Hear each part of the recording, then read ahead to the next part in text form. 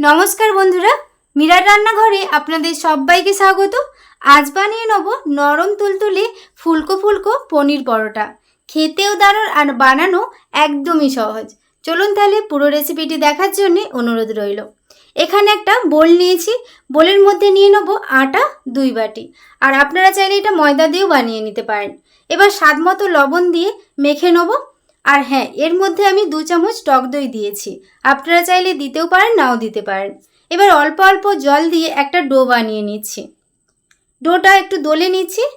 এবার 15 মিনিট রেস্টে রাখবো।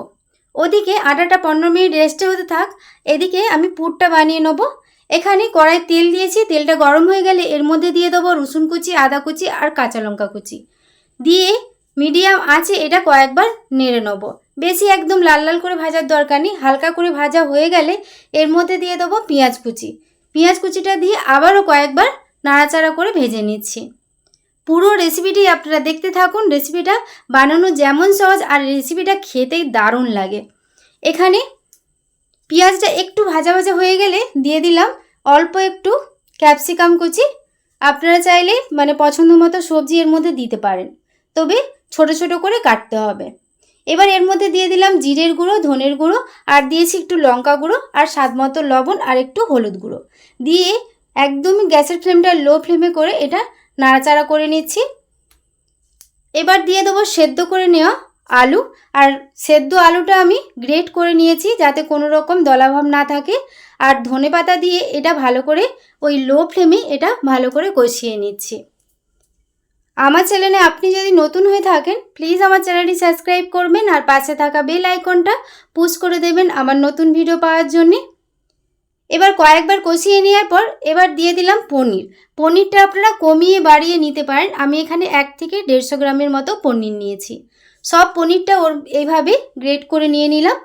তারপর গ্যাসের ফ্লেমটাই লোই থাকবে, এইভাবে ভালো করে মশলার সাথে মিশিয়ে নিচ্ছি। এখানে কোনো রকম জল ব্যবহার করিনি, পুরটা একটু শক্ত শক্ত করে বানিয়ে নিতে হবে। এটা আমার হয়ে গেছে। এবার গ্যাসের ফ্লেমটা অফ করে এটা নামিয়ে ঠান্ডা হতে দেবো। এদিকে ডোয়ের চাপাটা খুলে একটু তেল দিয়ে ডোটা আমি ভালো করে দলে নিলাম। ডোটা দেখুন কতটা সফট, এরকম একটু নরম করেই ডোটা মাখিয়ে নিতে হবে। এবার লেচি করে নেব। যেমন আমরা সাধারণ রুটি খাই তার সাইজের থেকে লেচিগুলো আমি একটু বড় বড় করে কাটবো। কাজের সুবিধার্থে আগে থেকেই গোল করে নিলাম। এবার যে পনির পুরটা আমি বানিয়েছিলাম তাতে আবারও কিছুটা আমি পনির এভাবে গ্রেট করে নিয়েছি। এবার মশলার সাথে ভালো করে পনিরটা আবারও মিশিয়ে নিচ্ছি। ফেসবুক পেজ থেকে যদি আপনারা দেখে থাকেন প্লিজ আমার ফেসবুক পেজটা ফলো করে পাশে থাকবেন। ভালো করে মিশিয়ে নেওয়ার পর এবার এক একটা করে লেচি নিয়ে এবার খুঁড়ি বানিয়ে নিচ্ছি। আর খুঁড়িটা বানিয়ে নেওয়ার সময় মাজারটা একটু মোটা রাখতে হবে, ধারটা একটু পাতলা করতে হবে। এবার কিছুটা পুর ওর মধ্যে দিয়ে দিচ্ছি। একটু বেশি পরিমাণ পুরটা দিতে হবে, তবেই কিন্তু পরোটাটা খেতে ভালো লাগবে। এবার দিয়ে এবার মুখটাকে ভালো করে আটকে নিচ্ছি। দেখুন যেভাবে বানাচ্ছি ভালো করে মুখটা আটকে এবার হাত দিয়ে একটু চেপে নেব যাতে পুরটা চারদিকটা সমানভাবে ছড়িয়ে যায়। একটা আমার লেচি রেডি হয়ে গেছে। এইভাবে প্রত্যেকটা লেচি আমি আগে পুর ভরে রেডি করে নেব। দেখুন পুরটা কতটা পরিমাণ দিলাম। এবার মুখটা ভালো করে এইভাবে আটকে নিতে হবে। আপনাদের বোঝার সুবিধার্থে আরেকটা বানিয়ে দেখালাম।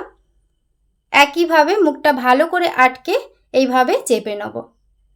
এইভাবে প্রত্যেকটা লেচি আমি রেডি করে নিয়েছি। এবার বেলে নেব। আটা গুঁড়ি বা ময়দা গুঁড়ি দিয়ে বেলে নেব। আমি এখানে ময়দা গুঁড়িটা ব্যবহার করছি, একটু বেশি পরিমাণ দিতে হবে। তারপর যতবার বেলবেন ততবার এইভাবে ঘুরিয়ে নিতে হবে, হালকা হাতে বেলতে হবে। যেদিকে বেশি চাপ পড়বে সেদিকে কিন্তু পুরটা বেরিয়ে যাবে। ওর জন্যই বলছি যে হালকা হাতে বেলতে হবে আর একটু মোটা করে পরোটাগুলো বেলে নিতে হবে। দেখুন একটা আমার বেলা হয়ে গেছে।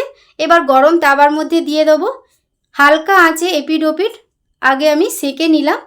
তারপর তেল বা বাটার বা ঘি দিয়ে এগুলো ভেজে নিতে হবে। আমি এখানে তেল দিয়েই ভাজছি। মিডিয়াম আঁচে পরোটাগুলো আমি ভেজে নিচ্ছি। আর এইভাবে ভাজলে এইভাবে বানালে পরোটাগুলো প্রত্যেকটা পরোটা ফুলবে আর নরম তুলতুলে হবে। দেখুন একটা আমি প্রথমে পরোটাটা ভেজেছি, কতটা ফুলেছে দেখুন। গ্যাসের ফ্লেমটা এই সময় কিন্তু মিডিয়ামে রাখবেন। এপিট ওপিট হালকা ব্রাউন কালার করে ভেজে নিতে হবে। দেখুন একটা আমার ভাজা হয়ে গেছে, কত সুন্দর হয়েছে। এইভাবে আমি প্রত্যেকটা পরোটা ভেজে নিচ্ছি। আর এইভাবে বানালে প্রত্যেকটা পরোটাই ফুলবে আর নরম তুলতুলে হবে, আর খেতেও হবে দারুণ। দেখুন এই পরোটাটাও দেখবেন কত সুন্দর হয়েছে। এইভাবে আমি প্রত্যেকটা পরোটা ভেজে নিচ্ছি, তারপর আপনাদের দিকে দেখাচ্ছি। এখানে প্রত্যেকটা পরোটা ভেজে নেওয়ার পর একটা প্লেটের মধ্যে নিয়ে নিয়েছি। দেখুন কত সুন্দর হয়েছে। এইভাবে বানালে প্রত্যেকটা পরোটাই কিন্তু ফুলবে আর এরকম নরম তুলতুলে হবে। একটা ভাঁজ করে দেখাই। আর আজকের এই রেসিপিটি আপনাদের কেমন লাগলো অবশ্যই কমেন্ট করে জানাবেন। রেসিপিটি ভালো লেগে থাকলে প্লিজ একটি লাইক, কমেন্ট, শেয়ার করবেন। আর ভেতরের পুরটা দেখুন সমানভাবে ছড়িয়েছে। বাড়িতে বানাবেন, খেতে কিন্তু দারুণ স্বাদের হয়। চলুন তাহলে পুরো রেসিপিটি আজকের মতো এই পর্যন্তই। সবাই খুব ভালো থাকবেন, সুস্থ থাকবেন। ধন্যবাদ।